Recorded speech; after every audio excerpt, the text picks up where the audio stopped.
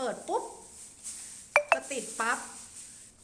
ตะเกียงโบราณที่เราเคยเห็นในหนังแต่นี่มันในชีวิตจริงแค่เปิดไฟก็ติดแล้วไม่ต้องเติมน้ำมันตะเกียงไม่ต้องจุดไฟเป่าแค่เปิดสวิตช์นี่สวิตช์อยู่ด้านล่าง